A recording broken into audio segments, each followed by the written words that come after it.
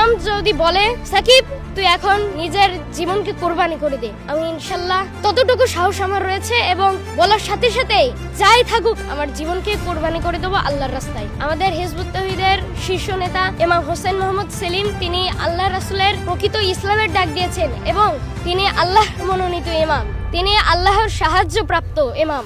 তিনি প্রতিদিন সংগ্রাম করছে, লড়াই করছে, এজন্য আমরা তাকে অনেক ভালোবাসি। নিজেদের জীবনের থেকেও মাননীয় ইমামকে অনেক ভালোবাসি। বর্তমান পৃথিবীতে যেই ইসলামটা চলছে সেটা কিন্তু বিকৃত হয়ে গিয়েছে।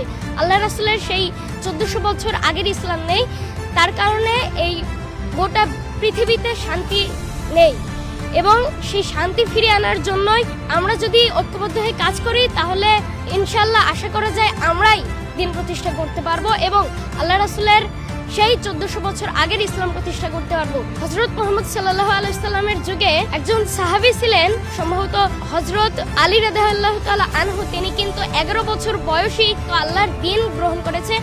আর আমার বর্তমান বয়স যদি বলি তাহলে কিন্তু 13 বছর। তিনি কিন্তু আমার 2 বছরের জুনিয়র এবং 2 বছরের ছোট হয়েও তিনি দ্বীন গ্রহণ করেছে। তাহলে আমি কেন 13 বছর বয়সী একজন যুবক হয়ে আমি দ্বীন গ্রহণ করতে পারবো না? আল্লাহ রাসূলের দ্বীন গ্রহণ করায় কিন্তু কোনো বয়স লাগে না, ছোট থেকে শুরু করে বৃদ্ধ অবস্থায় কিন্তু আল্লাহ রাসূলের দ্বীন গ্রহণ করা যায়।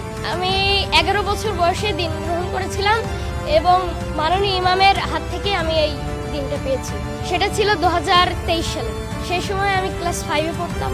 দেখেন, আমরা যদি আল্লাহ রাসূলের 1400 বছর আগের ইসলাম প্রতিষ্ঠা করতে পারি তাহলে সারা পৃথিবীতে একটা শান্তি বিরাজ করবে এবং আল্লাহ রাসূলের সেই 1400 বছর আগের যে একটা নারী যখন শত শত মাইল সোনার অলংকার পরিধান অবস্থায় চলে যেত, আল্লাহ ছাড়া আর কারোর ভয় ছিল না, সেই ইসলাম প্রতিষ্ঠা করতে পারলে সারা বিশ্ব শান্তি প্রতিষ্ঠিত হবে। এখন আমাদের লক্ষ্য হচ্ছে আল্লাহ রাসূলের সেই দ্বীন প্রতিষ্ঠায় আমরা কাজ করছি এবং ইনশাআল্লাহ আমরা একসময় সফলতা অর্জন করব।